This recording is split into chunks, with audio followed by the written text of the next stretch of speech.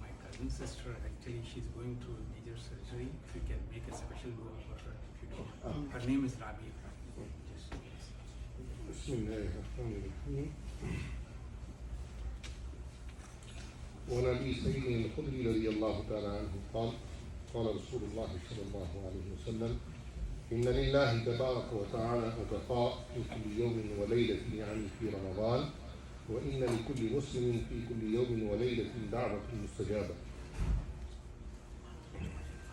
وعن ابي سعيد الخدري رضي الله تعالى عنه قال قال رسول الله صلى الله عليه وسلم إن لله تبارك وتعالى عتقاء في كل يوم وليلة يعني في رمضان وإن لكل مسلم في كل يوم وليلة دعوة مستجابة. Abu Sa'id al-Khudri radiallahu ta'ala narrates from Rasulullah sallallahu alayhi wa sallam that Nabi sallallahu alayhi wa sallam said, every day and night of Ramadan, Allah sets free a great number of souls from Jahannam. And for every Muslim doing every day and night, there is a time when his dua is certainly accepted. Abu Sa'id al-Khudri radiallahu anhu narrates that Rasulullah sallallahu alayhi wa sallam said, every day and night of Ramadan, Allah sets free a great number of souls from Jahannam. And for every Muslim to win every day and night, there is a time when his dua is certainly accepted. Apart from this hadith, there are many others stating that dua is accepted at the time of iftar. Unfortunately, at that time, we are engrossed in eating, that we have no time for dua, nor do we recall the dua. اللهم لك صمت وبك آمنت وعليك توكلت وعلى رزقك اخترت. Or اللهم إني أسألك عبد الله بن عمرو بن العاص رضي الله عنه يسوي this dua. اللهم إني أسألك برحمتك التي وسعت كل شيء أن تغفر لي. اللهم إني أسألك برحمتك التي وسعت كل شيء أن تغفر لي. Oh Allah, I beg you through your infinite mercy which surrounds all things to forgive me. Nabi Sallallahu used to say this dua, Ya Wasi al-Fadli, Ighfir li. There is no fixed dua at the time of iftar. Whatever dua one wants to make, one should make that dua. And make dua with sincerity. Whatever our needs are, Allah Ta'ala is the one who fulfills them. Allah Ta'ala is the one who takes care of them. Ramadan should be that we try to emulate in ourselves ibadat, adriyat, dua, and good things. Because if we come to the masjid in Ramadan and we think it's a burden, that's not good. Come to the masjid with the intention to make ibadat of Allah subhanahu wa ta'ala. It doesn't matter if we have to, we see that for the last 2 days we don't have iftar in the masjid, so nobody wants to come. Yeah? That shouldn't be the case. Come to the masjid and share your iftar with others. Share your iftar with others. Then you will see the benefit of Ramadan. You will see the beauty of Ramadan. If you share your food with others, we're waiting that the masjid give us iftar, then only you will come. No. Or that there is somebody who will bring food for us. No. Alhamdulillah, people do bring something like that at least. But we shouldn't be dependent on that. I remember in the year we had COVID, there used to be 3 of us who used to do iftar in the masjid. Remember? There used 3 of us used to do iftar in the masjid.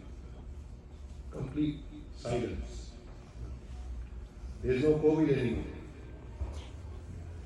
So come to the masjid, do iftar in the masjid.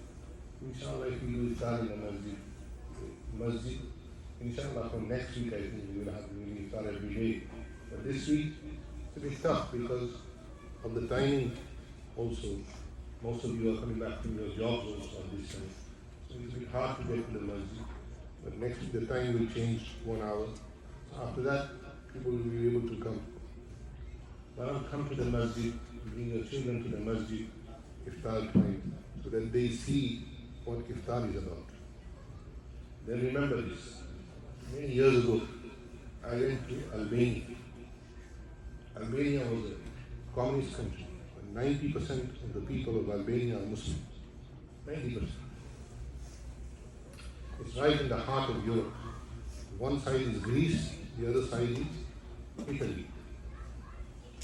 So we found out that the people didn't know nothing about Islam because they were under very severe communism. But they knew one thing. When it was Eid al-Adha, all the people would come from the mountains. It's a very beautiful country. Zaitun grows there, teen, figs grow there, these type of fruits grow there. So they would all come from the mountains on the night of Eid al-Adha. And they would bring a goat with them, somebody would bring a sheep with them, whatever they had.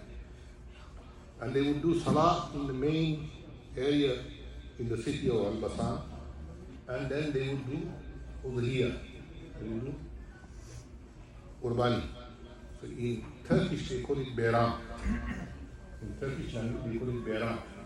So they knew one thing about Islam, that was bayram. Because they had seen their forefathers, and the communists hadn't stopped them from that.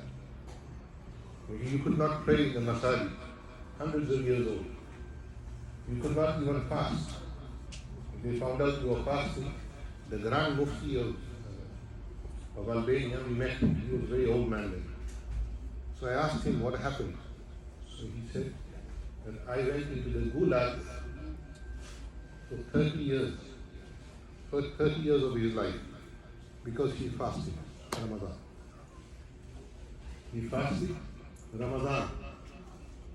A lot of people went because of that. Many of them died. He was the lucky one who came back. And when he came back, he was an old man. He was in his 70s. So, alhamdulillah, we don't have to, nobody is forcing us not to fast. Nobody stops us from fasting. They had a choice. If they fasted and they went to work, because it was a communist-run country, so they would put pork on one side and liquor on one side. And they were forced to eat the pork. If they didn't eat, they went to the gulag. You can't imagine what this was. You can't imagine.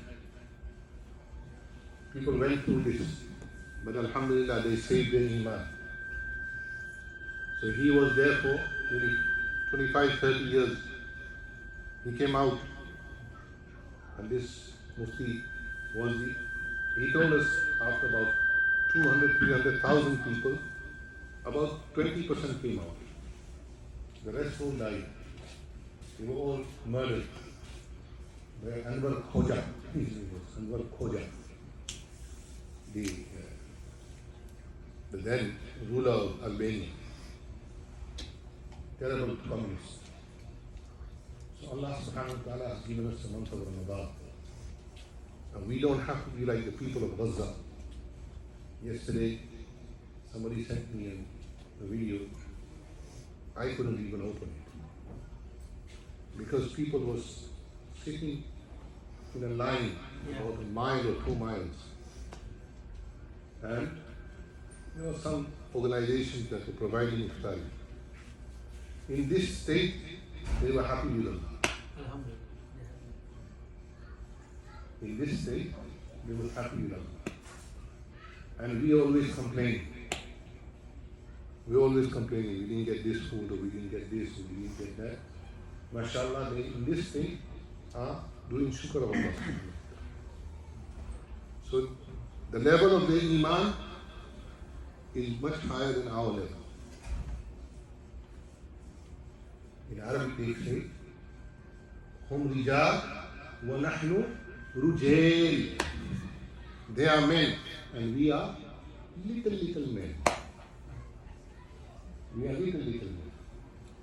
We think we are rijal. We are not. Compared to them, we are nothing. In iman, they are very high pinnacle.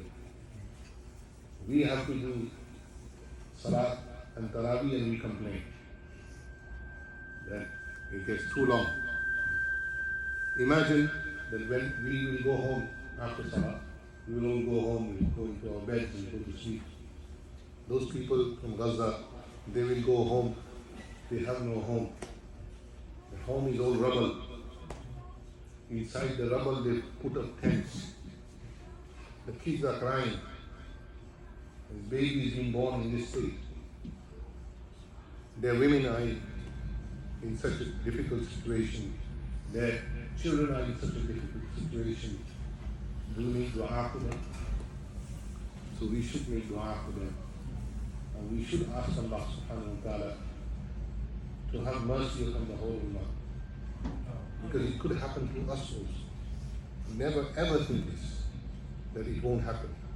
Go and ask the Japanese what happened to them in the Second World War. They were all put in camps. If you don't know, welcome to America.